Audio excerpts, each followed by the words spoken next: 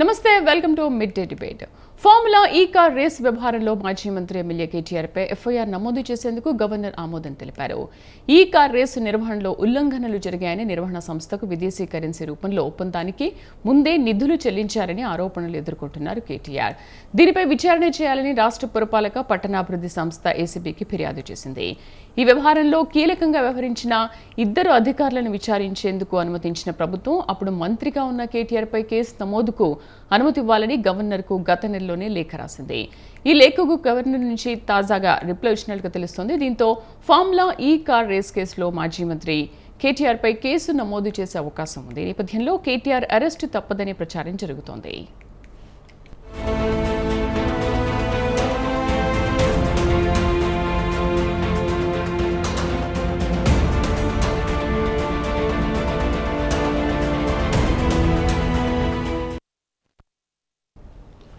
So ఇందుకు formula ఈ car race నిర్వహణలో నిజంగానే నిబంధనలు ఉల్లంఘించారా? గవర్నర్ అనుమతి వచ్చినట్లయితే కేటీఆర్ పై విచారణ జరిపే అవకాశం ఎంతవరకు ఉంటుంది? తెలంగాణలో నెక్స్ట్ అరెస్ట్ కేటీఆర్దే అనే ప్రచారం నిజమేనా? ఇది అంశం గురించి వాళ్ళ మిడ్ డే డిబేట్లో మనం చర్చిద్దాం. డిబేట్లో మనతో పాటు పార్టిసిపేట్ చేస్తున్నారు డాక్టర్ మిట్టా నర్సయ్య గౌడ్ గారు, టీపీసీసీ లీడర్. నమస్తే నర్సయ్య గారు. నమస్తే మేడం. నర్సయ్య గారు, కేటీఆర్ అరెస్ట్ తప్పదా అనే చర్చ ప్రస్తుతం తెలంగాణ రాజకీయాల్లో జోరుగా వినిపిస్తోంది. కానీ ఇదంతా కాంగ్రెస్ చేస్తున్న రూమర్స్ అని బీఆర్ఎస్ పదే పదే చెబుతోంది. లేదు, అరెస్ట్ తప్పదని మీరు కూడా సోషల్ మీడియా వేదికగా పదే పదే చెప్తున్నారు. సో ఆ రోజు ఈ రోజు వచ్చింది అనుకోవచ్చా? పెద్దలకు వ్యూవర్స్ కు నమస్కారం. వాయిస్ క్లియర్ ఉందా మేడం? ఓకే అండి, క్లియర్ ఉందా మేడం? ఎస్ నర్సయ్య గారు మాట్లాడండి. అయితే ఇప్పుడు అంటే పేపర్ లో గానీ మిగతా విషయాలలో గానీ అంటే అనుమతి, గవర్నర్ అనుమతి వచ్చినట్టుగా మనం అయితే వార్తలు చూస్తా ఉన్నాం. అది ఇంకా ప్రకటించలేదు. అయితే గవర్నర్ అనుమతి ఇవ్వాలి, కాకపోతే రేపు పొద్దుగాలు వస్తే దాని గురించి పెద్ద సమస్య కాదు. కానీ ముఖ్యంగా ప్రేక్షకుల దృష్టికి మన దృష్టికి తీసుకొచ్చే విషయం ఏంటంటే, ఈ విషయము చాలా క్లియర్ గా ఉంది, తేట తెల్లగా ఉంది. దీంట్లో పెద్ద శశపిశలు ఏమి లేవు. నేను ఎందుకు ఈ మాట చెప్తున్నంటే, కేటీఆర్ గారు స్పష్టంగా ఆయన నోటితోటి ఆయనే చెప్తున్నాడు, అవునండి నేను మంత్రిగా ఉండి ఇచ్చే 55 కోట్ల రూపాయలు ఇచ్చేసేయమని నేనే చెప్పినా అని కేటీఆర్ చెప్తా ఉన్నారు. సంబంధిత అరవింద్ కుమార్ గారు కూడా అవునండి మంత్రి గారు మౌఖిక ఆదేశాలతోటి నేను ఇచ్చినా అది నిజమే అని ఆయన చెప్తా ఉన్నాడు. అంటే మామూలుగా ఏ కేసులైనా ఏం జరుగుతుందంటే ఎవరు ఒప్పుకోరు, అంటే చెప్పిన వారు ఒప్పుకోరు, ఇచ్చిన వారు ఒప్పుకోరు. లేదు నాకు సంబంధం లేదు, నాకు సంబంధం లేదు. ఏంటి కేసు విషయంలో ఆయన ఒప్పుకుంటున్నారు అనుకుంటున్నారా, లేకపోతే అప్పుడు నిధులు విడుదల చేయాలనే విషయంలో ఒప్పుకున్నారు అనుకుంటున్నారా? ఎందుకంటే అరవింద్ ఏమని చెప్పారు, నిధులు విడుదల చేయమని నేనే చెప్పానని చెప్పారు కేటీఆర్. బట్ మీరు కేసు విషయంలో విడుదల చేశారు, ఆయన నిజాన్ని ఒప్పుకున్నారు అనుకుంటున్నారా? వాస్తవం అది ఇది ఒకటి ఇంప్లాయిడ్ అన్నమాట. నేను అనేది ఇప్పుడు కేసు పెట్టి కేసు కట్టిన తర్వాత విచారణ చేసి తెలుసుకునేది ఏంటిదండి, ఎవరు ఇవ్వమన్నారు, ఎవరు ఇచ్చారు, ఎవరు సంతకం పెట్టారు, ఎవరు ఆదేశాలు ఇచ్చారు, ఎవరికి పోయినాయి, ఇవే కదా తేల్చాల్సింది. అయితే నేను ఈ మాట ఎందుకు అంటున్నంటే, స్పష్టంగా మీడియా ముఖంగా కేటీఆర్ మాజీ మంత్రి గారు వారే ఒప్పుకుంటున్నారు. ఎస్ అవునండి నేను మంత్రిగా, మున్సిపల్ శాఖ మంత్రిగా, అర్బన్ మంత్రిగా నేనే ఆదేశం వేసిన, ఇయ్యమని చెప్పిన, ఆయన ఇచ్చిండు అని ఈయన చెప్తా ఉన్నాడు. అవునండి కేటీఆర్ గారి అప్పటి మంత్రి గారి ఆదేశాల మేరకే నేను డబ్బులు విడుదల చేసిన అని అప్పటి ఆఫీసర్ చెప్తా ఉన్నాడు. ఇంత స్పష్టమైన కేసు ఈ మధ్యలో మనం ఎప్పుడు చూడలే. అంటే ఎవరు కూడా ఒప్పుకోలే. కానీ ఈ కేటీఆర్ ను అభినందించాలి ఈ విషయంలో. ఎందుకంటే తప్పు చేసినా ఆయన ఒప్పుకున్నాడు, ఓపెన్ గా ఒప్పుకున్నాడు. అవునండి నేను చేసినది నిజమే. ఇంకొక మాట కూడా అంటున్నాడు, అవును నన్ను అరెస్ట్ చేస్తా అన్నారు. చేయండి, నేను ఒక 2 నెలలు జైల్లో రెస్ట్ తీసుకొని నేను యోగా చేసి కొద్దిగా బలంగా తయారయ్యి వచ్చిన తర్వాత నేను పాదయాత్ర చేస్తా. ఈ మధ్యన అరెస్ట్ అయిన వాళ్ళు అందరూ సీఎంలు అవుతున్నారు, నేను కూడా అవుతా అన్న ఆలోచనలో ఆయన ఉండే వరకు ఇంకో మాట ఏం జరిగిందంటే, వాళ్ళ చెల్లి ఈయనకంటే ముందే అరెస్ట్ అయ్యి నేను కూడా సీఎం రేసులో ఉన్నానే వరకు ఈయనకు పిచ్చి వేసిపోయింది. ఇప్పుడు నేను ఎందుకు అరెస్ట్ కావాలి, మా చెల్లి నాకంటే ముందే ఉంది కదన్న బాధలో ఉన్నట్టున్నాడు. నేను అనేది ఏంటంటే 100కు 100% గవర్నర్ గారు ఖచ్చితంగా అనుమతి ఇస్తారు. ఇవాళ కాకపోతే రేపు ఇచ్చినట్టుగా మనమైతే వార్తలు చూస్తా ఉన్నాం. ఎందుకు గవర్నర్ అనుమతి కావాల్సి వచ్చిందంటే ఆయన మంత్రిగా పనిచేసిండు కాబట్టి. అదే మామూలు ఎమ్మెల్యే అయితే మామూలు స్పీకర్ అనుమతితోటి అరెస్ట్ చేయొచ్చు. కాబట్టి లీగల్ గా రేపు పొద్దుగాల ఏ సమస్య రావద్దు, ఆయన తప్పించుకోవద్దు అంటే సరి అయిన ఆదేశం అంటే సరి అయిన రూట్ లో మాత్రమే వారిని అదుపులోకి తీసుకోవాలన్న ఒక్క ఆలోచనతోటి మాత్రమే గవర్నర్ దగ్గర మేము పెండింగ్ పెట్టడం అంటే రిక్వెస్ట్ పెట్టడం జరిగింది. వారు కూడా ఇచ్చినట్టుగా వార్తలు వస్తా ఉన్నాయి. ఒకటి మాత్రం వాస్తవం ఏంటంటే కేటీఆర్ ను అరెస్ట్ చేయడానికి ఎవరు కూడా ఇబ్బంది అంటే ఎవరు కూడా అడ్డుపడే అవకాశం లేదు. లీగల్ ప్రొసీజర్ కూడా చాలా క్లియర్ గా ఉంది. మేము లీగల్ ప్రొసీజర్ మీద ఆధారపడి మాత్రమే అరెస్ట్ చేయాలనుకుంటున్నాం. కక్ష సాధింపు ధోరణిలో ఎవరిని కూడా అరెస్ట్ చేయాలని మేము అనుకోవడం లేదు. కాబట్టి దీంట్లో ఎలాంటి శశబిష లేకుండా ఆయన నేను ఒకటే నా సైడ్ నుండి నేను అప్పీల్ చేసేది కేటీఆర్కి ఏంటంటే, అయ్యా కేటీఆర్ గారు నీకేమైనా మీ నాయనకున్నటువంటి ఏదైనా ఆలోచన అంటే నాకు ఈ మూలకు కావాలి, నాకు ఆ మూలకు కావాలి, ఈ నెంబరు బ్యారక్ కావాలి, ఆ నెంబరు రూమ్ కావాలని నీకేమన్నా ఉంటే వారితోటి ఏమన్నా చూయించుకొని రెడీ పెట్టుకోండి. ఆ రిక్వెస్ట్ కూడా మరి ప్రభుత్వం ఏమన్నా అనుమతిస్తుందో లేదో నాకైతే తెలియదు. కానీ వీరు అరెస్ట్ కావడము జైలుకు పోవడం అనేది పక్క వారికి కూడా తెలుసు. కాబట్టి కేటీఆర్ ఏం సామాన్యుడు కాదు కదండి. ఆయన షాడో ముఖ్యమంత్రిగా చేసిండు, అమెరికాలో చదువుకొని వచ్చిండు. వారికి ఎంతో మంది లీగల్ ఎక్స్పర్ట్స్ ఉంటారు. వాళ్ళందరి ఆలోచన తీసుకున్న తర్వాత, సూచనలు అడ్వైస్ తీసుకున్న తర్వాతనే వారు ప్రకటించుంటారు. ఎస్ నేను అరెస్ట్ కావడానికి సిద్ధం, 2 నెలలు లోపలుండి బయటకు వచ్చి నేను పాదయాత్ర చేస్తా అని చెప్పిందంటే ఈ కేసులో అన్ని కోణాలలో కూడా క్లారిటీ ఉంది. ప్రభుత్వానికి కూడా ఒక క్లారిటీ ఉంది. ఇప్పుడు నర్సయ్య గారు మీరే చెప్తున్నారు కేటీఆర్ అమెరికాలో చదువుకొని వచ్చారు, ఆయన ఒక షాడో ముఖ్యమంత్రిగా కూడా పనిచేశారని చెప్పేసి. సో ఆయన వర్షన్ కూడా ఏంటంటే మీరు విచారణ చేస్తే చేసుకోండి, అరెస్ట్ చేస్తే చేసుకోండి, నా సైడ్ నుంచి అంతా కూడా క్లియర్గానే ఉంది అని అంటున్నారు. మరి అంత చదువుకున్న వాళ్ళు నిధుల మళ్లింపులో అవకతవకలు చేశారని ఎలా అనుకుంటారు? ఎస్, మంచి ప్రశ్న. ఈ అనుమానం అందరికి కూడా ఉండే అవకాశం ఉంది మేడం. నేను క్లారిఫై చేస్తా. ఇప్పుడు కేటీఆర్ గాని కేసీఆర్ గాని అప్పుడు ఉన్నటువంటి టిఆర్ఎస్ ప్రభుత్వం ఏమనుకుందంటే మళ్ళీ ఏదో రకంగా మభ్యపెట్టో మాయ చేసో ఏదో చేసి మేము రాకపోతామా మూడోసారి మమ్మల్ని అడిగేవాడు ఎవడు, మేమే కదా ఈ గుత్తేదారి అనుకొని తప్పులు చేసిరు వాళ్ళు. ప్రజలు వీళ్ళను ఓడించారు. ఓడించే వరకు వాస్తవాలు బయటకు వచ్చే వరకు తట్టుకోలేకపోతున్నారు. వారికి తెలియక కాదు.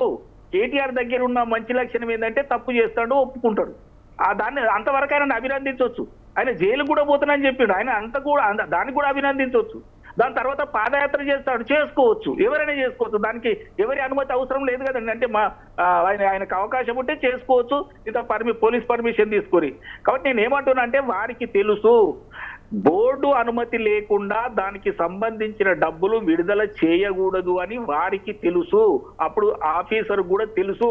కాకపోతే అప్పుడు ప్రాంతీయ పార్టీ కాబట్టి, దాంట్లో షాడో ముఖ్యమంత్రి కాబట్టి, యువరాజు కాబట్టి ఆయన ఆదేశాలను ధిక్కరించకుండా ఆయన నోటితోటి చెప్పగానే అక్కడ చేతితో సంతకం పెట్టేసి 55 కోట్ల రూపాయలు విడుదల చేసి అప్పనంగా అవతలోనికి అప్పచెప్పారు.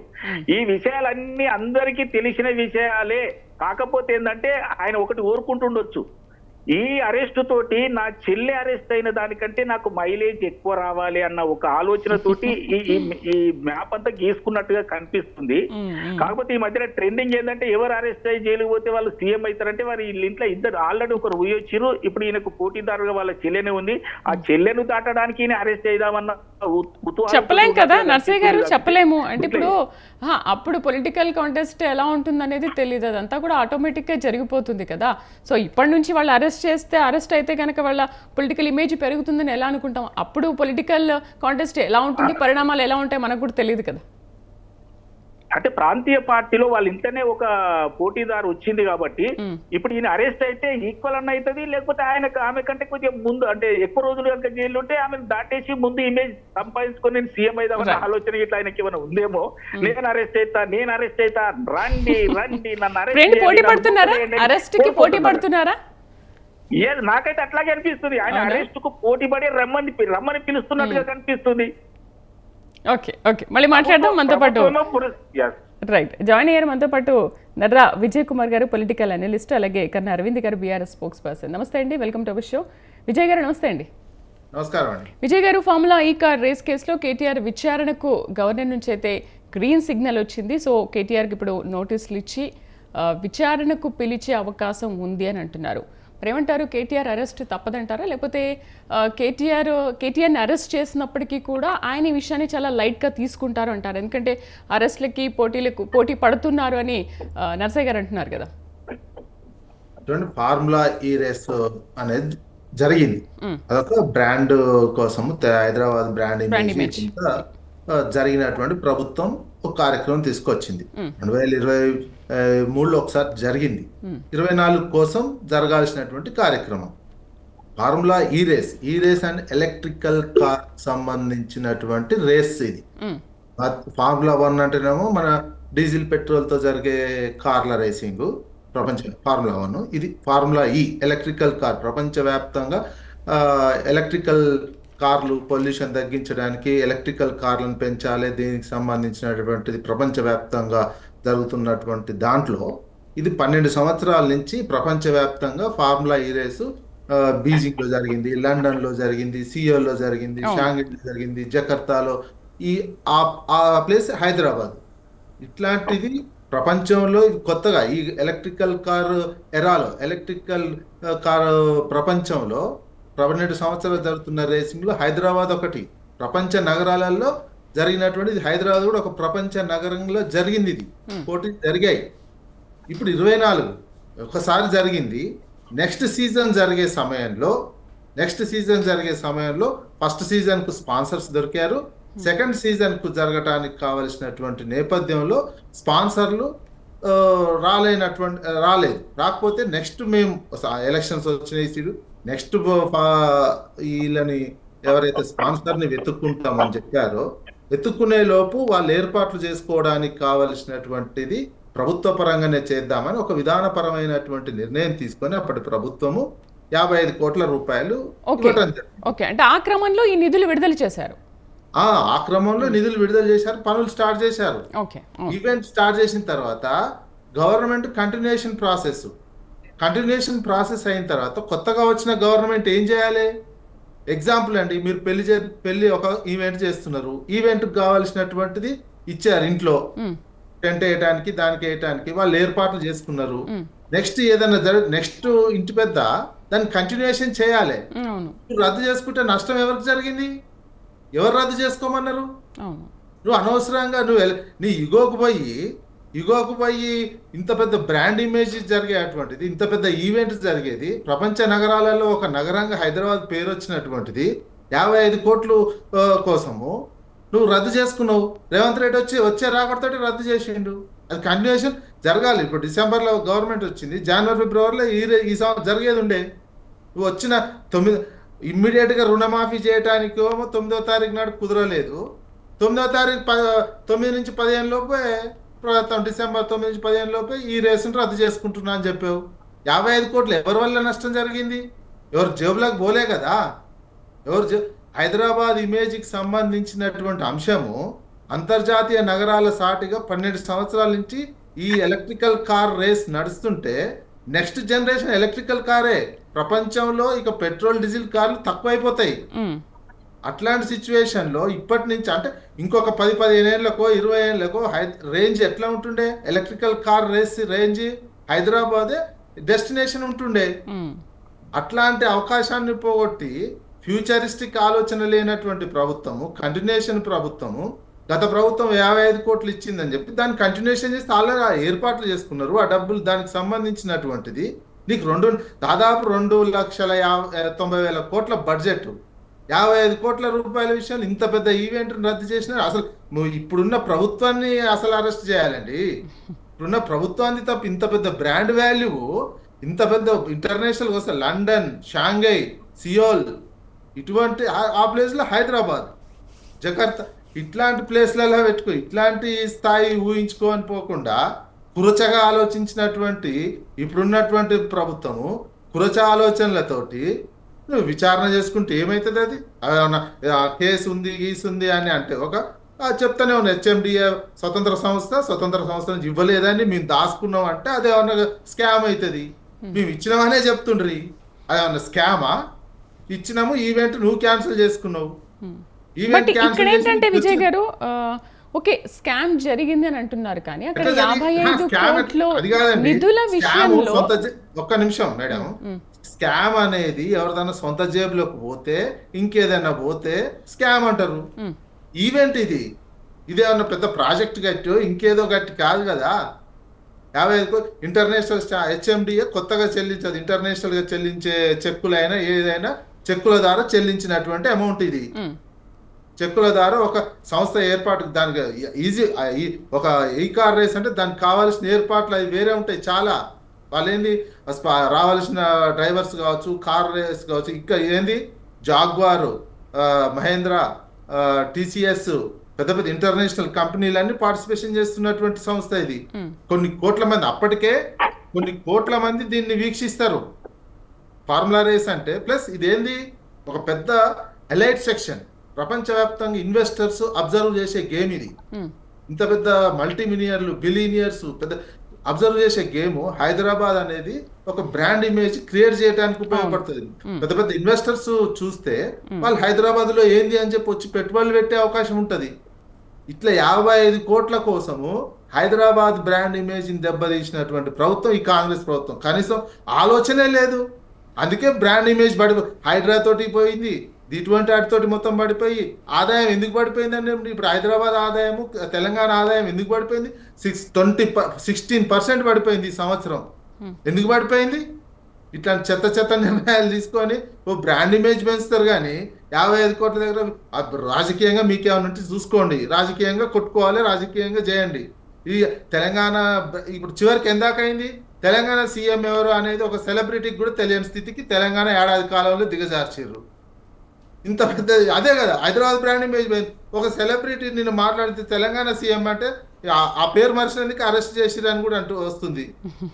తెలంగాణ సీఎం ఎవరో చెప్పలేని స్థితికి ఒక సెలబ్రిటీ పోయిండండి. తెలంగాణ అంత కురచబుద్ధితోటి చేసినటువంటి పరిపాలన వల్ల సీఎం పేరే గుర్తులేదు. ఇంతకుముందు తెలంగాణ అంటే ఇంత పెద్దగా ఉంటుండే ఉద్యమం అప్పటి నుంచి కూడా. ఏడాదిలో తెలంగాణ సీఎం అంటే తెలియని స్థాయికి పోతా అదండి. చిల్లర చేసినటువంటి దెబ్బతింది తెలంగాణ భారతదేశంలో. ఇంటర్నేషనల్ గా బ్రాండ్ ఉన్నదాన్ని దెబ్బతీసి ఆదాయం అంతా పడిపోయినటువంటి సిచ్యువేషన్. ఇప్పుడు స్కీమ్స్ కే డబ్బులు. హైదరాబాద్ ఒక తెలంగాణకు ఆర్థిక ఇంజన్ ని ఉత్త పుణ్యానికి 55 కోట్ల కోసం ఈవెంట్ రద్దు చేసి సర్వనాశనం చేసి పెట్టిరి. హైడ్రా తోటి సర్వనాశనం చేసి పెట్టిరి. ఇక ఆడబెట్టుకోవాలి తెలంగాణ ప్రజలు. ఓకే, మీరు చెప్పినట్టుగా స్కామ్ ఎందుకు జరిగింది, అసలు పెడితే తప్ప, మరి ఎక్కడ జరిగింది అనే విషయానికి నర్సయ్య గారు చెప్తారు. నమస్తే అరవింద్ గారు. నమస్తే మేడం. అరవింద్ గారు, గత ప్రభుత్వ హయాంలో చేసిన అవినీతిని వెలికి తీస్తాము, ఖచ్చితంగా వాళ్ళని జైల్లో పెడతామని కాంగ్రెస్ నాయకులు పదే పదే వెల్లడించారు. ఆ రోజు ఇప్పుడు వచ్చింది అనుకోవాలా? ఎందుకంటే పొంగులేటి కూడా ఆటం బాంబు తొందరలోనే పేలబోతోంది అని కూడా మాట్లాడారు. కాంగ్రెస్ సోషల్ మీడియాలో కూడా కేటీఆర్ అరెస్ట్ తప్పదు అనే ప్రచారం విస్తృతంగా జరిగింది. మరేంటి, అరెస్ట్కి సిద్ధంగా ఉన్నారా? మేడం, ముందుగా మీకు ప్యానెల్లో ఉన్నటువంటి విజయన్నకు, నర్సన్నకు మంచినీళ్ళ దండాలు మేడం, నమస్కారాలు. ముందుగా అరెస్ట్ కంటే ముందు ఒక 2 నిమిషాలు సావధానంగా మీరు వింటే గనక ఒక 2 విషయాల్లో మీకు చెప్పేటువంటి ప్రయత్నం నేను చేస్తాను. చెప్పండి. అయితే ఈ F1 ఫార్ములా 1 అనేటువంటి ఈ రేసింగ్ ఏదైతే ఉన్నదో ఇది ఇవాళ కాదు,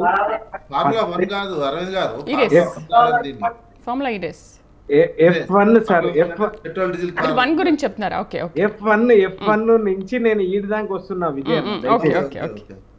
అయితే ఇది 1894లో ఇటలీలో ఇది జరిగినటువంటి ప్యారిస్ లో ఇది జరిగినటువంటి పరిస్థితి ఉంది మేడం. ఆ తర్వాత F1 ని 1946లో ఇటలీలో ఒక సంవత్సరానికి 26 సార్లు దీన్ని రేసింగ్ జరిపినటువంటి పరిస్థితి ఉన్నది అనేటువంటి విషయాన్ని చరిత్ర చెప్తున్నటువంటి నేపథ్యం ఉంది. ఆ తర్వాత ఇది భారతదేశానికి రావాలి అనేటువంటి ఆలోచన గతంలో ఉన్నటువంటి పరిపాలకులు అనేక సందర్భాలలో చేసిర్రు అనేటువంటి విషయాన్ని ఇవాళ మనం చరిత్రకారులు, తర్వాత మేధావులు, విజయన్న లాంటి వాళ్ళు మాట్లాడుతుంటే విన్నటువంటి వాళ్ళం మనం. అయితే నేనేమంటా ఉన్నాను అంటే దీన్ని 2003లో చంద్రబాబు నాయుడు గారు రంగారెడ్డి జిల్లాలో దాదాపుగా 1500 ఎకరాలు దీన్ని సేకరిద్దాము అనేటువంటి ఆలోచన తను ఆ రోజు చేస్తే దానికి కుదించి 580 ఎకరాలకు ఏదో అనుమతులు వచ్చినట్లు సమాచారం ఉంది. దాంట్లో కేవలం 400 ఎకరాలకు పరిమితమై వీళ్ళు దాన్ని ముందుకు పోయేటువంటి ప్రయత్నం చేసిండ్రు మేడం. అది గోపాన్పల్లిలోని సర్వే నెంబర్ 126, గోపాన్పల్లిలోని సర్వే నెంబర్ 126లో ఇది కోర్టులో కేసులు కూడా ఉన్నటువంటి నేపథ్యం ఉంది. దీనికి సంబంధించి రేవంత్ రెడ్డి గారి భూమి కూడా ఉన్నది అనేటువంటి విషయం కూడా ఆయనకు కూడా తెలుసు. అయితే ఇది ఆ రోజు 2004 నుంచి 2014 వరకు కాంగ్రెస్ పార్టీ అధికారంలో ఉన్నప్పుడు ఇక్కడ మరి వీళ్ళు ఆ రోజు వైఎస్ రాజశేఖర రెడ్డి గారు ఇది తీసుకునేటువంటి ప్రయత్నం చేయలేదు. ఆ తర్వాత అప్పుడు 2013, 12, 13, 14 వరకు యూపీలో నోయిడా అనేటువంటి ప్రాంతంలో అంట మేడం. దీనికి సంబంధించి ఆ రోజు వాళ్ళు చేసినటువంటి ఖర్చు 2003లో వాళ్ళు కావాలి అని చెప్పి అనుకున్నప్పుడు ఆ రోజు 103 కోట్ల రూపాయలు అక్కడ ఖర్చు చేసినటువంటి నేపథ్యం ఆ రోజు ఉన్నటువంటి పరిస్థితి ఉంది. అక్కడ ఉన్నటువంటి వాళ్ళు 200 కోట్ల పెట్టుబడి పెట్టిన తర్వాత వీళ్ళకి ఇంత ఖర్చు అయ్యింది అనేటువంటి విషయాన్ని ఇవాళ చెప్తున్నటువంటి నేపథ్యం ఉంది. అంతేకాకుండా తమిళనాడుకు సంబంధించి కూడా F4కు సంబంధించి రాష్ట్ర ప్రభుత్వం ఏమో 42 కోట్ల రూపాయలని, ఆ తర్వాత ఒక ఆర్పిఎల్ అనేటువంటి ఒక సంస్థ 200 కోట్ల పెట్టుబడి పెట్టింది అనేటువంటి విషయాన్ని కూడా చెప్తున్నటువంటి నేపథ్యం ఉంది. అయితే నేను ఒక విషయాన్ని చెప్తా ఉన్నా. మొన్నటి వరకు మా అన్న బీజేపీలో నర్సన్న ఉన్నాడు. వాళ్ళ అంటే మనందరి ప్రధానమంత్రి వాళ్ళ అధ్యక్షుడుగా, వాళ్ళ జాతీయ అధ్యక్షుడుగానో లేకుంటే జాతీయ నాయకుడుగా ఉన్నటువంటి నేటి ప్రధానమంత్రి కూడా జమ్మూ కాశ్మీర్లో ఇట్లాంటివి రావాలి అనేటువంటి విషయాన్ని ఆయన కూడా కోరుకున్నాడు. స్వయంగా రాహుల్ గాంధీ గారు ఇప్పుడు మా నర్సన్న కాంగ్రెస్ పార్టీలో కొనసాగుతా ఉన్నాడు కదా. ఎందుకంటే రాహుల్ గాంధీ గారు కూడా యువతరం కాబట్టి ఆయన ఇట్లాంటి కొత్త రకమైనటువంటి ఆలోచనలు చేస్తాడు కాబట్టి ఆయన కూడా యమహా R1 బైక్ పైన ఆయన రేసింగ్ కూడా చేసినటువంటి నేపథ్యం ఉంది. దీన్ని ప్రోత్సహించాలి. మేము దయచేసి అభినందిస్తా ఉన్నాం. మేము వేరొకటి చేస్తలేం నర్సన్న, దయించి మళ్ళీ మా పైన దాడులు చేయకండి. అయితే మూడో అంశం ఏంటి అని అనుకుంటే దీన్ని దేశవ్యాప్తంగా మేడం, దీన్ని దేశవ్యాప్తంగా అంతర్జాతీయంగా దీన్ని 49 కోట్ల మంది దీన్ని చూస్తారు. 49 కోట్ల మంది దీన్ని చూస్తారు అనేటువంటి విషయాన్ని విశ్వసనీయత సమాచారం మనకున్నటువంటి నేపథ్యం ఉంది. అయితే ఇవాళ అన్ని రంగాల లోపల కేటీఆర్ గారు ఆయన 2014 తర్వాత ఐటీ మినిస్టర్ అయిన తర్వాత తను ఒక ప్రయత్నం ఏం చేసిండు అని అంటే, తప్పకుండా తెలంగాణ మన అన్ని దేశాల లోపల మన తెలంగాణ అన్ని రంగాల లోపల అభివృద్ధిలో ముందుండాలి. ఇవాళ అందుకోసమనే కదా మేడం ఎర్ర బస్ నుంచి ఎలక్ట్రిక్ బస్ వరకు, ఎలక్ట్రిక్ బస్ నుంచి ఎయిర్ బస్ వరకు, టైల్స్ నుంచి టెక్స్టైల్స్ వరకు, మ్యాప్స్ నుంచి యాపిల్ మ్యాప్స్ వరకు గమ్యస్థానం తెలంగాణ అనేటువంటి పద్ధతుల ఆయన చొరవతోని, ఆయన ముందు చూపుతోని, ఆయనకు వాక్ శుద్ధి, కార్యశుద్ధి, చిత్తశుద్ధితోని ఆయన తెలంగాణ గవర్నమెంట్ కేసీఆర్ గారి నాయకత్వంలో మన అందరి సహకారంతో అయితేనే ఇవన్నీ సాధ్యమైనవి అనేటువంటి విషయాన్ని చెప్పదలుచుకున్నాం. అయితే కేటీఆర్ గారు ఆ రోజు వాళ్ళందరితో కలిసి ఆ రోజు విషయాన్ని వివరించి 2003లో చంద్రబాబు నాయుడు గారు ఈ ప్రయత్నం చేసిండు. ఆ తర్వాత ఆయన అధికారం కోల్పోయిన తర్వాత అధికారంలోకి వచ్చినటువంటి కాంగ్రెస్ పార్టీ దీన్ని తీసుకురాలేదు. దీన్ని మనం గొప్పగా తీసుకురావాలి అనేటువంటి ఆలోచన లోపల ఆయన మారుతి, తర్వాత సుజుకి, తర్వాత ఇట్లాంటి వాటివి చెన్నై. అరవింద్ గారు ఫస్ట్ ఆఫ్ ఆల్ ఇక్కడ అవినీతి జరిగింది, గోల్మాల్ జరిగింది అంటే అక్రమాలు చెల్లింపులు, నిధుల చెల్లింపులు అక్రమాలు జరిగాయి అనేది విషయం. మనం ఎప్పటి నుంచో వచ్చాయి, అది తీసుకొచ్చారు, ఇది తీసుకొచ్చారు, ఓకే. అక్కడ నుంచి రావడం వల్ల మనం ఈ రోజు ఈ స్టేజ్కి వచ్చాము, ఓకే. బట్ ఆర్బీఐ పర్మిషన్ కానీ హెచ్ఎండిఏ పర్మిషన్ కానీ తీసుకోకుండా మీరు నిధుల్ని ఎలా మళ్ళిస్తారు విదేశీ కంపెనీలకు అనేది ప్రధాన ప్రశ్న. ఇప్పుడు అందరూ అదే అడుగుతున్నారు. దానిపైన విచారణ జరగాలని అంటున్నారు. 100కు 200% కేటీఆర్ గారు ఒకటే విషయాన్ని చెప్పిండ్రు, మీరు కూడా విన్నారు. ఓకే. నేను ఎట్టి పరిస్థితుల్లో ఎట్లాంటి తప్పు అయితే నేనైతే చేయలేను, ఒకవేళ మీరు ఎట్లాంటి విచారణకైనా నేను సిద్ధము అనేటువంటి విషయాన్ని మాత్రం గౌరవ కేటీఆర్ గారు ఇప్పటికే చెప్పి ఉన్నారు. దానికి మీరు ఎన్నో సందర్భాల లోపల అనేక చర్చలు పెట్టినరు, ఇదే టీవీ ఛానల్ లోపల అనేక చర్చలు కూడా క్షేత్రస్థాయి లోపల కూడా జరిగినాయి. కేటీఆర్ గారే స్వయంగా నేను ఎట్లాంటి విచారణకైనా సిద్ధము అనేటువంటి విషయాన్ని తను చెప్పిండ్రు. ఎందుకు కూడా చెప్పిండ్రు అంటే తను నిప్పులా వివరించింది కాబట్టి, ఈ 9.5-10 సంవత్సరాల లోపల ఎట్లాంటి అవినీతి చేయలేదు కాబట్టి మేము ఈ విచారణే కాదు ఎట్లాంటి విచారణకైనా మేము సిద్ధము అనేటువంటి విషయాన్ని మాత్రం మేము దానికి సిద్ధంగా ఉన్నటువంటి నేపథ్యం ఉంది. కానీ ఇవాళ కొత్తగా కొలువు తీరినటువంటి కాంగ్రెస్ పార్టీ ఏర్పడ్డ తర్వాత ఈ సంవత్సర కాలంగా వాళ్ళు ఏం చేస్తా ఉన్నారు అంటే ప్రతి ఒక్కదాన్ని ఇవాళ అసెంబ్లీ వేదిక ద్వారా మొదలు పెట్టుకుంటే మొన్నటి వరకు కూడా తెలంగాణ తల్లి తీసేంత వరకు కూడా ప్రతి ఒక్కటి కూడా డైవర్ట్ పాలిటిక్స్ మాత్రమే ఆయన చేస్తా ఉన్నాడు, కానీ వేరొకటి చేస్తా లేడు. ఆయన ఇచ్చినటువంటి 6 గ్యారంటీలు 420 హామీలు నెరవేర్చక అవన్నీ అలవు కాని హామీలు చెప్పిండు. కాబట్టి ఇవి ప్రజల దృష్టిని ఎట్లా మళ్లించాలి అనుకుంటే ఒక్కొక్క వారానికి ఒక్కొక్క 15 రోజులకు ప్రతి 10 రోజులకు ఒక్కొక్క దాన్ని తెరపైకి తీసుకొచ్చి ఈ తెలంగాణ రాష్ట్రంలో ఉన్నటువంటి వాళ్ళకు పక్కదారిని పట్టించేటువంటి ప్రయత్నమే చేస్తా ఉన్నాడు. మేము సూటిగా అడుగుతా ఉన్నాం, మేము ఇవాళ తెలంగాణ రాష్ట్రంలో ఇవాళ మేము అధికారంలోకి వచ్చిన తర్వాత 15,000 రూపాయలు ఇస్తాం అనేటువంటి విషయాన్ని ఆయనే చెప్పిండు. రైతుకు పెట్టుబడి సాయం, పునాస యాసంగి పంటకు పెట్టుబడి సాయమే రైతు బంధు పథకం. అయితే ఇట్లాంటి పథకాలని ఎందుకు అయినా చేయలేకపోయిండు.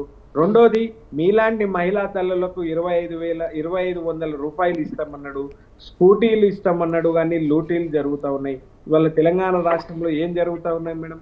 కేసీఆర్ గారి మీద తిట్లు, దేవుళ్ళ మీద ఒట్లు, ఇవే ఉన్నాయి. తెలంగాణ తల్లిని కూడా మారుస్తారంటే ఇవాళ ఆలీని మార్చిన వాళ్ళని చూసినాం, కానీ అమ్మని మార్చిన వాళ్ళని మాత్రమైతే మేమైతే చూడలేదు మేడం. మరి ఇవాళ ఈ గవర్నమెంట్ లోనే ఇట్లాంటి పాలన జరుగుతా ఉంది. నర్సయ్య గారు, మీ ముందు చాలా ప్రశ్నలు ఉన్నాయి, విజయ్ గారు ఉన్నాయి, అలాగే అరవింద్ గారివి ఉన్నాయి.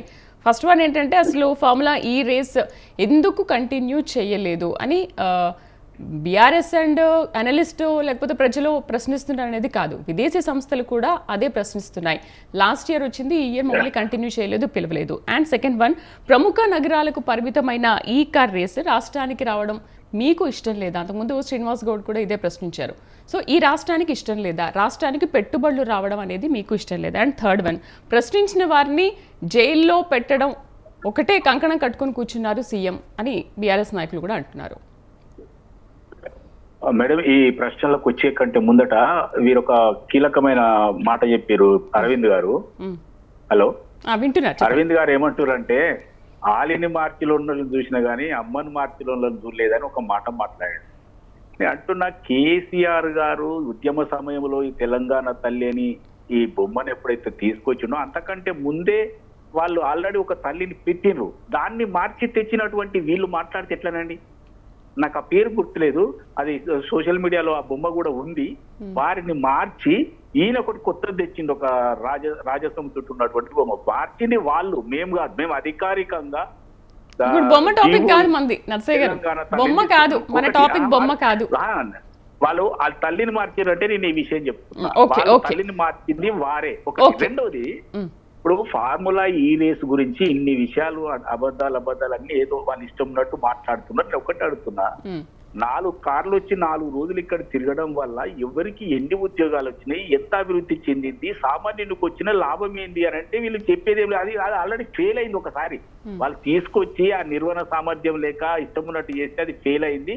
దానివల్ల ఈ సామాన్య మానవునికి ఒక కించిత్తంత లాభం కూడా లేదనేది అందరికీ తెలిసిన విషయం. ఈయనకి ఇష్టమైనంత మాత్రాన అది తెలంగాణ ప్రజలకు ఇష్టమైంది అనుకుని తీసుకురావడం, ఈ డబ్బులన్నీ అనవసరంగా వేస్ట్ చేయడం తప్పితే ఇంకొకటి లేదు. రెండో కీలకమైన విషయం ఏంటంటే, కేటీఆర్ గారు సరే తీసుకొచ్చిండు డబ్బులు ఇవ్వాలి, ప్రొసీజర్ ఎందుకు ఫాలో కాలేదండి?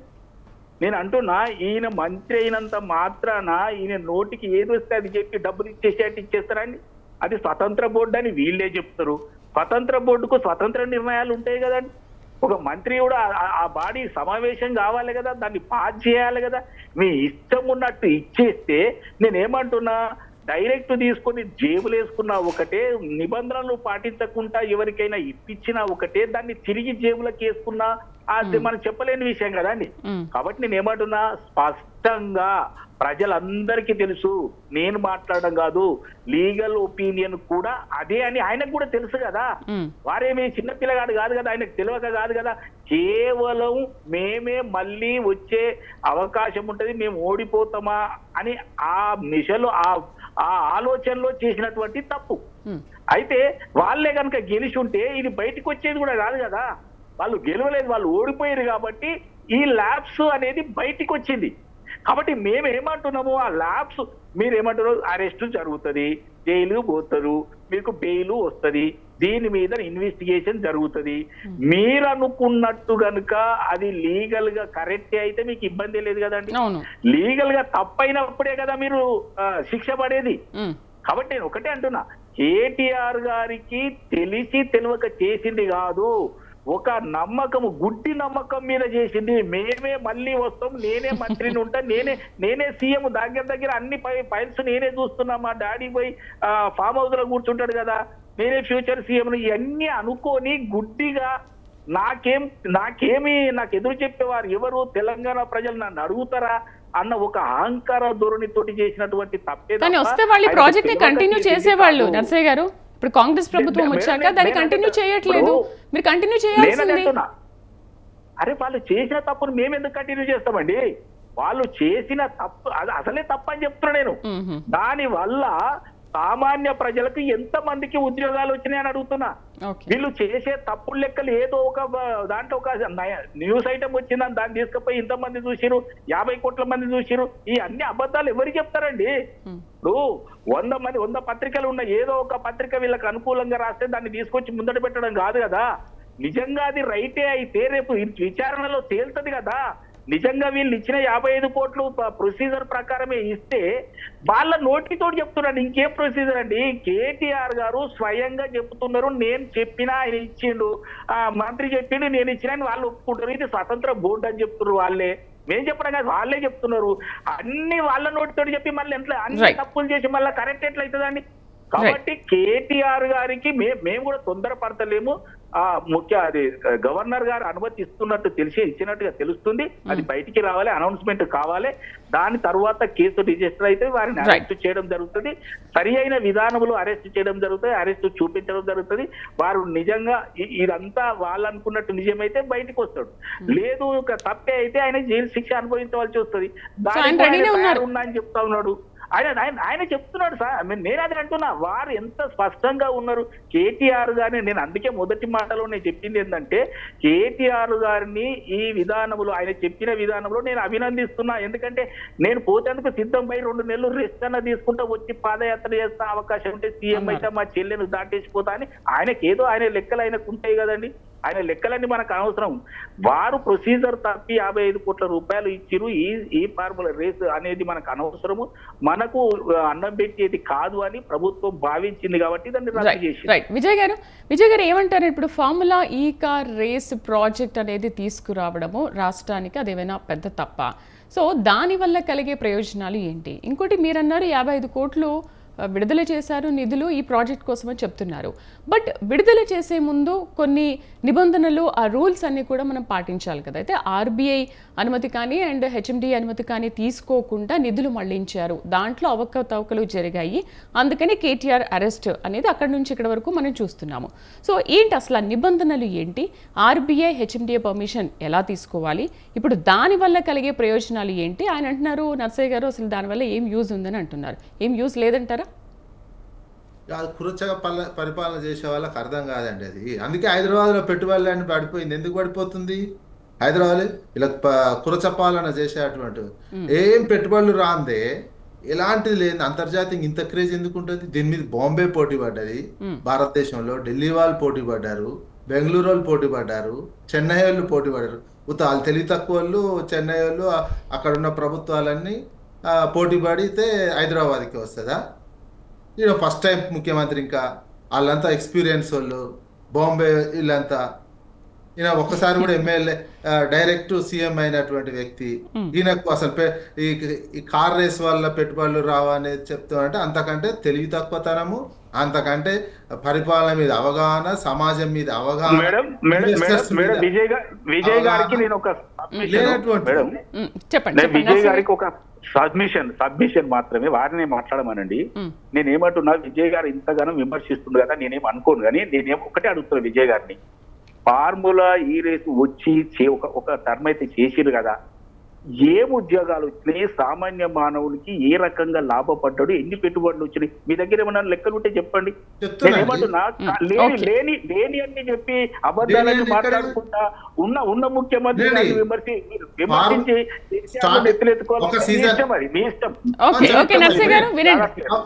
వినండి, ఒక సీజన్ జరిగిన సమయంలో హైదరాబాద్ లో 700 కోట్ల బిజినెస్ జరిగింది. రకరకాల దేశాల నుంచి రావడం, ఇక్కడ ఉన్నటువంటి హోటల్స్, రెస్టారెంట్లు, బిజినెస్, ఒకసారికే ఒప్పందాలు జరగవు ఫార్ములాకు సంబంధించినవి, నెక్స్ట్ టైం జరుగుతుంటాయి. కంపెనీలు ప్రపంచవ్యాప్తంగా కొన్ని కోట్ల మంది హైదరాబాద్లో ఏమేమి ఉన్నాయి, గూగుల్, ఫేస్బుక్, ఇంటర్నేషనల్ స్టాండర్డ్స్ ఏంది, ఇక్కడ ఇన్వెస్ట్మెంట్స్ పెడితే మనకు లాభాలు వస్తాయా, అంత అధ్యయనం జరిగింది. నీకు ఒక సీజన్కే ఒక నెలలో వీళ్ళు పెట్టింది 50 కోట్లు 60 కోట్లు ఉంటే 700 కోట్ల బిజినెస్ జరిగితే ప్రజలందరూ కొనుగోలు శక్తి పెరిగినట్టే కదా, ప్రజల్లోకి డబ్బులు ఆడినట్లే. 700 కోట్లు ఒక 2-3 నెలల్లో డబ్బులు ఆడితే ఆ శక్తి మీరు ఎందుకు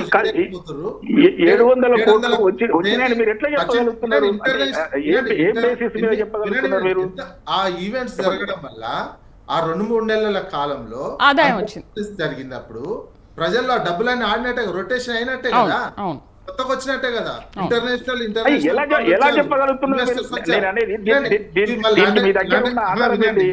మళ్ళీ లండన్ లో ఇది నడుస్తుంది, అక్కడ పిచ్చి పబ్లిక్, పిచ్చి ప్రభుత్వం. అక్కడ ఉన్నది ఏమన్నా జకార్తాలో ఉన్నది పిచ్చిదా, షాంఘైలో ఉన్న చైనాలో పిచ్చిదా, సియోలో ఉన్న గవర్నమెంట్ ఎందుకో చిన్న చిన్న సిటీలలో ఎందుకో నడుస్తలే ఈ ఫార్ములా రేసులు. అదొక దాని ఒక ఈవెంట్, అదొక ఇమేజ్ తోటి ఇన్వెస్టర్స్ వస్తారు. అదొక తెలివికల్లైన ఒక హ్యాపీనెస్ సిటీస్ లలోనే నడుస్తాయి ఇట్లాంటివి. వినండి, పేమెంట్స్ హెచ్ఎండిఏ అనేది చిన్న సంస్థ కాదు. హెచ్ఎండిఏ స్వయం ప్రతిపత్తి గల సంస్థ, అంతర్జాతీయంగా పేరున్నాయి. అంతర్జాతీయ చెల్లింపులు ఎట్లా చేయాలో తాతకు దగ్గులు నేర్పినట్టుంటది కొత్తగా వచ్చి చెప్పేటోళ్ళు. వాళ్ళకి తెలియదు ఆర్బీఐ రూల్స్ ఏముంటాయి, దీనికి తెలియకుండా చేస్తారా? ఇవన్నీ ఏంటంటే చిల్లర వేషాలు అన్నట్టు, చిల్లర మాట్లాడు. ఇప్పుడు కొత్త ఏర్పడ్డది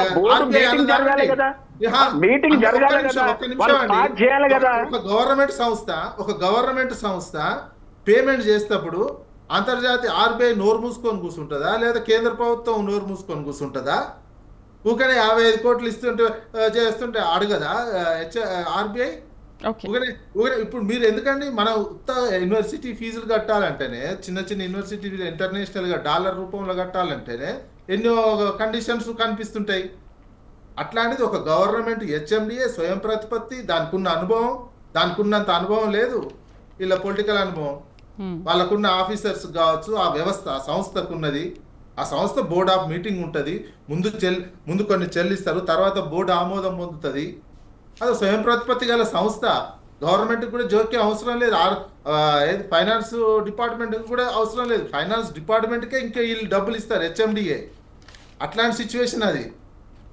అట్లాంటి సిచ్యువేషన్లో దాని చైర్మన్, వైస్ చైర్మన్ గా మంత్రి ఉంటారు, చైర్మన్ గా ముఖ్యమంత్రి గారు ఉంటారు. బోర్డు వాళ్ళు నిర్ణయం ముందు చెల్లించి కూడా తర్వాత బోర్డు సమావేశంలో పెట్టి ఆమోదం తెలిపి అది చేస్తారు. అదొక అవన్నీ ఫాలో అవుతారు. అవన్నీ మీరు విచారణ సందర్భంలో అవన్నీ తేలిపోతాయి. ఏదో ఒక రూల్, ఏదో ఆర్బీఐ అవసరం, ప్రధానికి ఆర్బీఐకి అవసరం. హెచ్ఎండిఏ లాంటి సంస్థ, స్వయం ప్రతిపత్తి సంస్థ, ప్రధానికి 55 కోట్లు చెక్ ఇచ్చేటనుకుంటే ఆర్బీఐ అనుమతి ఇవన్నీ వాళ్ళకు తెలియదు. అది చిన్న పిల్ల సంస్థ, ఇప్పుడు విజ్ఞ సంస్థ తెలియదు, ప్లస్ ప్రైవేట్ సంస్థ. అదేమన్నా మళ్ళీ మాట్లాడదాం విజయ్ గారు. అరవింద్ గారు, ఇప్పుడు ఎఫ్ఐఆర్ కు గ్రీన్ సిగ్నల్ వచ్చింది, దానికి సంబంధించిన దస్త్రాలు కూడా రాష్ట్ర ప్రభుత్వం దగ్గర ఉన్నాయి, అనుమతి లభిస్తే కనుక విచారణకు అరెస్టుకు రంగం సిద్ధం అని అంటున్నారు. ఏంటి ఒకవేళ కేటీఆర్ అరెస్ట్ అయితే కనుక పార్టీ పరిస్థితి ఏంటి, ఎలా ఉండబోతోంది? మేడం, అంతకంటే ముందు సరే, ఈ దేశంలో చట్టం అనేటువంటిది అందరికీ ఈ ఒకటేలాగా ఒకటే. పనిచేస్తుంది మేడం. రేవంత్ రెడ్డి గారికి ఒకలాగా, కేటీఆర్ గారికి ఒకలాగా, ఇంకొకరికి ఒకలాగా పనిచేయదు. మాకు పూర్తి స్థాయిలో మాకు విశ్వాసం ఉంది. మా నాయకుడు ఎట్లాంటి తప్పు కూడా చేయలేదు.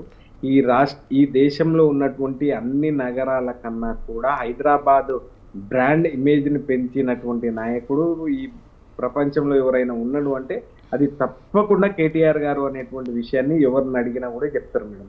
అయితే నేను ఈ మాటకు వచ్చేటువంటి ముందు నేను ఒక 2 విషయాలు మీకు చెప్పేటువంటి ప్రయత్నం చేస్తాను మేడం. అయితే గ్రీన్ కో అనేటువంటి కంపెనీ ఆ రోజు పెట్టుబడి పెట్టినటువంటి పరిస్థితి ఉంది. దాంట్లో రాష్ట్ర ప్రభుత్వం నుంచి పెట్టినటువంటి పెట్టుబడి 40-45 కోట్లు. ఆ తర్వాత వాళ్ళు 100 కోట్ల పెట్టుబడి ఏమో గ్రీన్ కో అనేటువంటి కంపెనీ పెట్టుబడి పెట్టింది. అయితే ఆ రోజు మనకు ఈ ప్రభుత్వం పరంగా, తర్వాత గ్రీన్ కో అనేటువంటి కంపెనీ, ఈ 2 కూడా పెట్టుబడులు 150 కోట్లు పెడితే మనకు లాభం 700 కోట్ల రూపాయల లాభం వచ్చింది మేడం. దయచేసి సావధానంగా వినే ప్రయత్నం చేయండి. 700 కోట్ల రూపాయల లాభం వచ్చింది. ఈ లాభం వచ్చిన అనంతరం చాలా వ్యాలీస్ ని ఆ రోజు మనం అజ్జేసి హుండై లాంటి కంపెనీలు 1400 కోట్ల పెట్టుబడి, ఆ తర్వాత వేరే కంపెనీ, ఒక కంపెనీ 2500 కోట్ల పెట్టుబడి, ఇంకొక కంపెనీ 9500. ఈ వారం లోపే ఇవన్నీ కూడా పెట్టుబడులు పెట్టేందుకు వాళ్ళు సిద్ధమైనటువంటి నేపథ్యం ఉంది. ఇది ఒక టాపిక్ మేడం.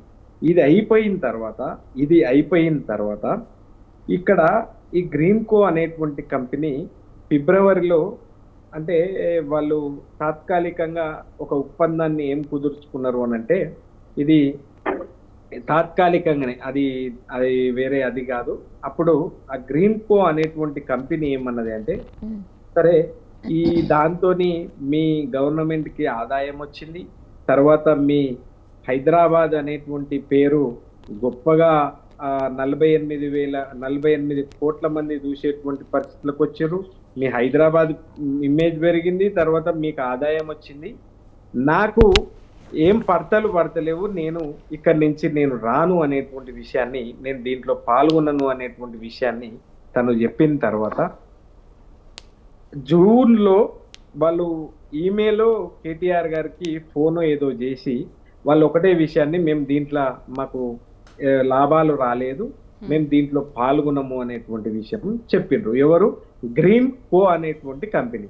ఒకవేళ లాభాలే వాళ్ళకు వస్తే వాళ్ళు ఎందుకు దీంట్లో నుంచి తప్పుకుంటారు? వాళ్ళే నష్టాల బాటు ఉంటే వాళ్ళు కేటీఆర్ గారికి ఎందుకు డబ్బులు ఇస్తారు? ఇవన్నీ కూడా ఏదో ఇవాళ అధికారంలో ఉన్నాం కాబట్టి ఏదో మాట్లాడితే సరైనటువంటి పద్ధతి కాదు.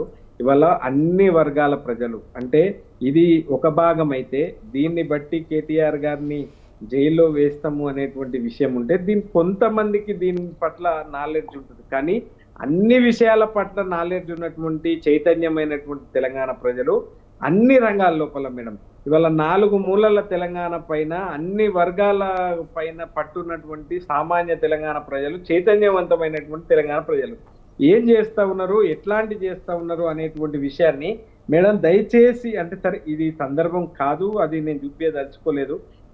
ప్రతి ఒక్కరు ఇద్దరు ముసలోళ్ళు కచ్చీర్ల కాడ కూర్చుంటే వాళ్ళు మాట్లాడేటువంటి మాటలు వినిపిస్తాం మేడం. దయచేసి సందర్భం కాదు ఇప్పుడు కాబట్టి నేను చెప్తలేను, అది చూపిస్తలేను.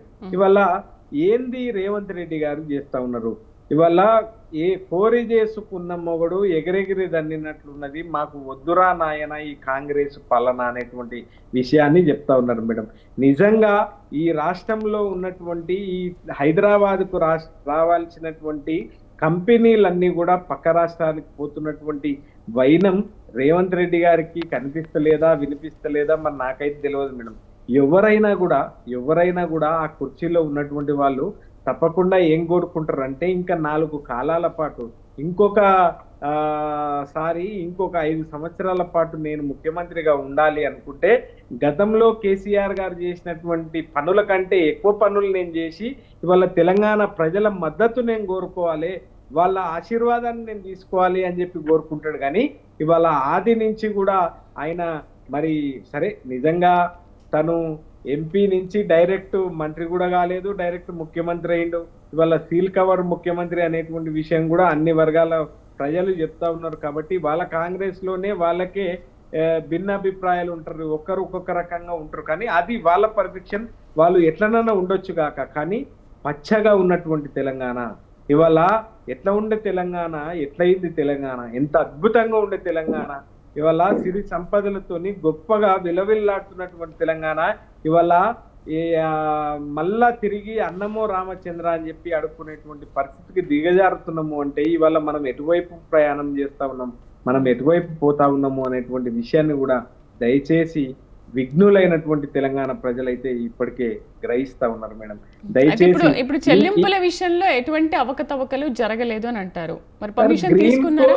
మేము పర్మిషన్ తీసుకొని చేశామని అంటున్నారు, కానీ ఇక్కడ ఆర్బీఐ హెచ్ఎండిఏ పర్మిషన్ తీసుకోకుండానే నిధుల చెల్లింపు జరిగిందని మాట్లాడుతున్నారు. మేడం, గ్రీన్ కో అనేటువంటి కంపెనీని మాకు లాభాలు జరగలేదు. అవును, మీ ఇద్దరికి వ్యత్యాసం రావడం వల్ల జరిగింది అంటున్నారు, కానీ ముందే 55 కోట్లు మీరు విడుదల చేశారు కదా. ఇప్పుడు వేరే కంపెనీలో 2500-700 కోట్లు పెట్టుబడి పెడితే ఆదాయం వస్తుందని చెప్పారు.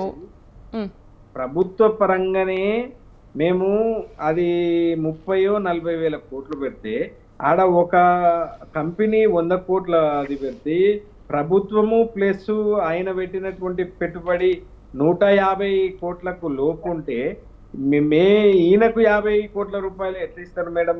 దయచేసి విజ్ఞప్తితో మాట్లాడాలి. వాళ్ళు ఎట్లా ఇస్తారు? వాళ్ళకే పడతలేవని, మాకు లాభాల బాటల్లో మేము లేమని వాళ్ళు పక్కకు పోయినటువంటి సందర్భం ఉన్నటువంటి నేపథ్యం ఉంది. అయితే ఆ తర్వాత కూడా మాకు చాలా సందర్భాల లోపల కేటీఆర్ గారు అప్పుడున్నటువంటి పరిస్థితిలో అప్పుడున్నటువంటి దాంట్లోపల ఒకటే విషయాన్ని, హైదరాబాద్ కి గొప్ప బ్రాండ్ ఇమేజ్ ఉంది, వీళ్ళు కాకుంటే ఇంకోరు వస్తారు, ఇంకోరు కాకుంటే ఇంకోరు వస్తారు అనేటువంటి విషయాన్ని వాళ్ళు చెప్పిండ్రు.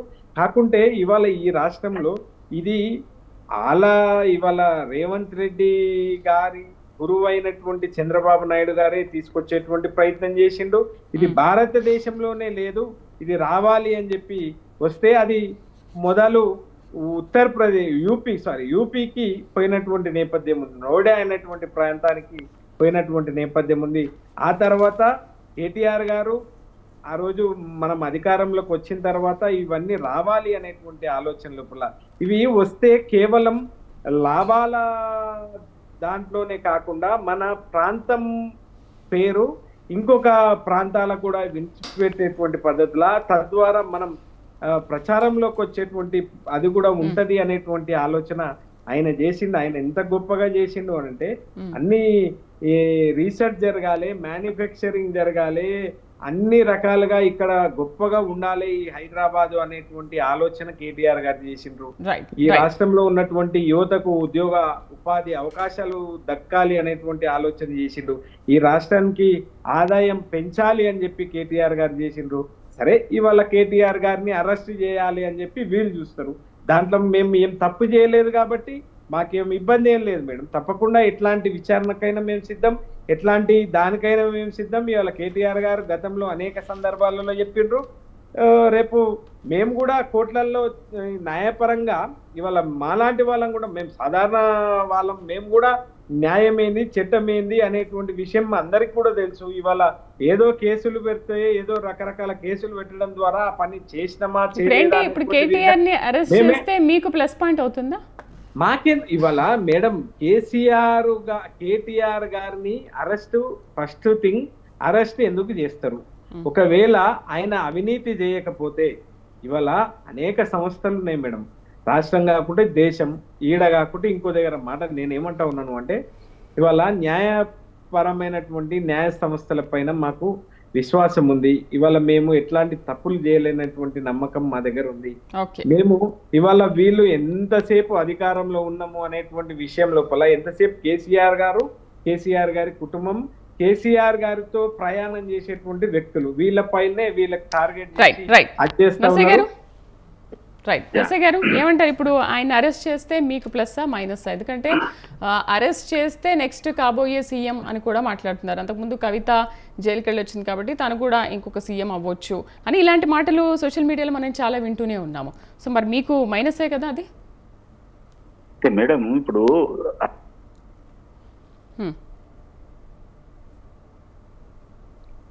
నర్సయ్య గారు స్పాన్సర్ దొరకలేదు, మరి ఎట్లా కరెక్ట్ గా ఇంకొక 6 నెలలు అప్పుడు ఎలక్షన్. నేనేమన్నా అంటే తప్పకుండా మళ్ళీ మా గవర్నమెంటే వస్తుంది, నాకు అనుమానం లేదు. బరాబర్ మళ్ళీ ఏదేదో చెప్తా ఉన్నారు. అయితే నేనేమంటున్నా, ఒక నిమిషం, నేను మీరు మాట్లాడినప్పుడు నేను ఇంటర్ఫియర్ కాలే. నేనేమంటున్నంటే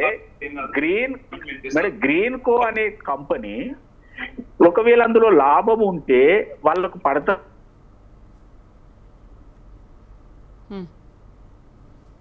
నర్సయ్య గారు చాలా డిస్టర్బెన్స్ గా ఉంది మీది. విజయ్ గారు చివరిగా మీతో మాట్లాడదాం. ఏంటి అరెస్ట్ వల్ల కొంత సానుభూతి పెరుగుతుంది?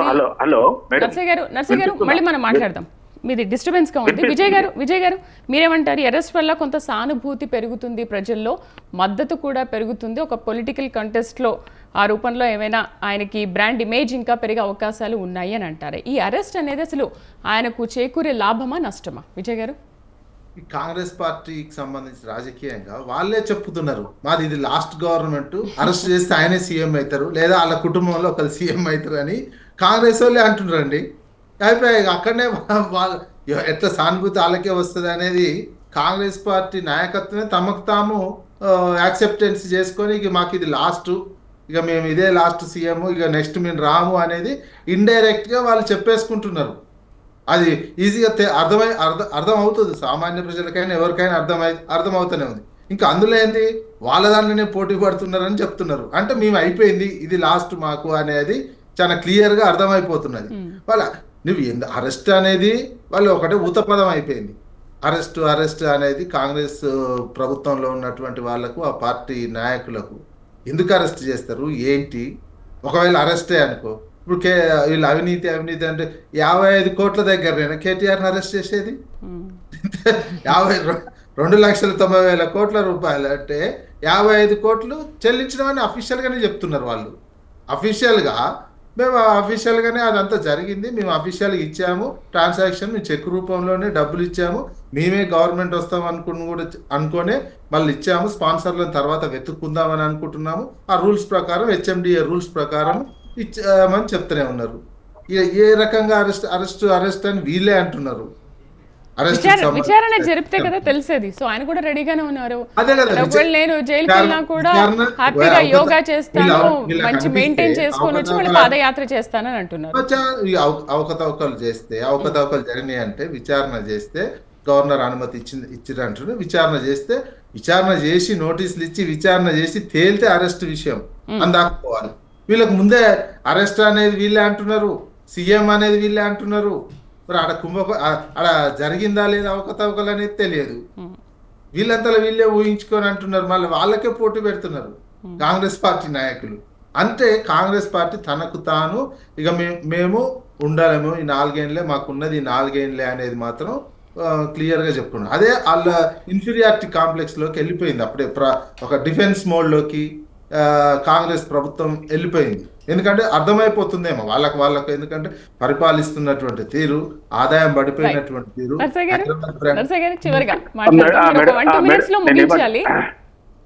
అయితే మేడం నేను ఒక 2-3 కీలకమైన విషయాలు చెప్తా. ఫార్ములా రేసు సంబంధించి ఆ స్పాన్సర్ కంపెనీ వారు చెప్పినటువంటి గ్రీన్ కో కంపెనీకి పడదల పడక నేను రాను అని చేతులెత్తేసిందంటే ఇది లాభదాయకం అని వీళ్ళు ఎట్లా చెప్తారండి? కేటీఆర్ కూడా ఒక ఇంటర్వ్యూలో క్లియర్ గా చెప్పారు, వాళ్ళు రానని చెప్తే నేను ఈ లోపల ఎవరు పట్టుకొస్తా, డబ్బులు 55 కోట్లు అంటే ఇచ్చిన, ఇట్లా అంత నోటి మాటల మీద ఫ్రెండ్స్ మధ్యన జరిగినట్టుగా జరిగింది తప్పది ఇట్లా రూల్స్ అండ్ రెగ్యులేషన్స్ ఈ సిస్టమ్ ఫాలో అయినట్టుగా లేదనేది ఆయన మాటల ద్వారా అర్థమవుతుంది. వాళ్ళే ఒప్పేసుకుంటారు ఇది లాభదాయకం కాదు అని. ఇక కాకి లెక్కలు చెప్పి 700 కోట్లు వాడు అక్కడే కూర్చుండు, వీడు ఇక్కడ కూర్చుండు అనేది అన్ని వచ్చే అబద్ధాలు. నేను ఎక్కడే చెప్పదలుచుకునేదంటే ఫార్ములా ఈ రేస్ అనేది తెలంగాణకు సరిపడినటువంటిది ఈ రేసు. అది దాంట్లో లాభాలు లేవు, సామాన్యునికి భాగస్వామ్యం లేదు, సామాన్యునికి సంబంధమే లేదు. ఎంతసేపు ఆటలాడుకునే కేటీఆర్ కు తప్ప ఇంకొకరికి లేదు. అది లాభదాయకం కాదు అని స్పాన్సర్ చేసిన కంపెనీ చేతులు ఎత్తేసింది కదా. జూన్ లో ఫోన్ చేస్తే ఈయన ఫోన్ చేసి ఇప్పించారు, అది స్వతంత్ర సంస్థ అంటారు, దాంట్లో డబ్బులు ఇస్తే అది కరెక్టే అంటారు. అన్ని తప్పులు వాళ్ళే ఒప్పుకుంటారు, అన్ని తప్పులు వాళ్ళే ఒప్పుకుంటారు, మళ్ళీ తప్పు చేయలేదని చెప్తా ఉంటారు. అయితే నర్సయ్య గారు ఇప్పుడు ఒక ప్రాజెక్ట్ ని మన రాష్ట్రానికి తీసుకొచ్చిన 1 year లోనే మనకు ఆదాయం రాదు కదా. మనకు ఆదాయం మేడం, రాదు నేను కదా, ఏమంటున్నా- దాని నేను- గురించి ఇంకా ఒక 2-3 మేడం, సంవత్సరాలు గేమ్లో గడిస్తే లాభాలు గానీ ఉండవు. తెలియదు కదా మనకు ఆ విషయం.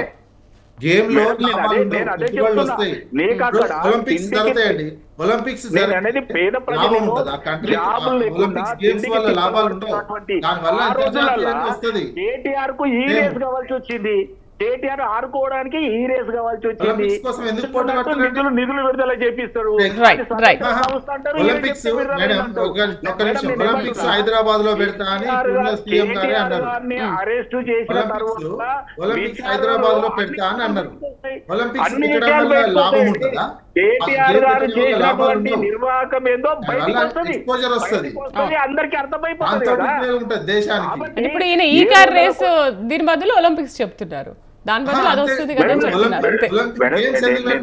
రైట్ రైట్ ముగిద్దాం. ఇది కూడా గేమ్ పాట. మేడం కేటీఆర్ చేసింది ముమ్మాటికి Games తప్పు. లలో ఇది ఒక game ఆయన ఇది. నిధులు Right, right, విడుదల చేసిన right, విధానం right. నర్సయ్య గారు. ఆయన అప్పనంగా వేరే దేశానికి 55 కోట్లు ఇచ్చింది వాస్తవం. దీంట్లో తప్పు చేసిండు కాబట్టి ఎవరికైనా శిక్ష తప్పదనేది మాత్రమే కాంగ్రెస్ గవర్నమెంట్ సో చెప్తా చూద్దాం, ఉంది. ఆయన కూడా కాంగ్రెస్ రెడీగానే గవర్నమెంట్ ఉన్నారు, పేద విచారణ ప్రజల ఎదుర్కోవడానికి కొరకు సిద్ధంగా ఆలోచన ఉన్నారు. చేస్తుంది. అనవసరమైన ఈ Yes. రేసుల వల్ల వచ్చేది ఏం లేదు. Right, వాళ్ళు అట్లాంటి right, తప్పు right. చేసిండు నర్సయ్య గారు, కాబట్టి ముగిద్దాం అధికారం ఇంకా. కోల్పోయారు. రైట్ అండి, డిబేట్లో పార్టిసిపేట్ చేసినందుకు కుకర్ని అరవింద్ గారికి, అలాగే మిటా నర్సయ్య గారికి, నర్రా విజయ్ కుమార్ గారికి థ్యాంక్ యూ అండి. Thank you very much. మొత్తానికి కేటీఆర్ అరెస్ట్ తప్పదు అనే ప్రచారం కాంగ్రెస్ సోషల్ మీడియాలో అండ్ ఇతర సోషల్ మీడియాలో ప్రచారం జోరుగా జరుగుతోంది. మరి నిజంగా కేటీఆర్ అరెస్ట్ అయితే కనుక పార్టీ పరిస్థితి ఏంటి చూద్దాం రాబోయే రోజులు. ఇది వాళ్ళ మిడ్ డే డిబేట్. నమస్తే.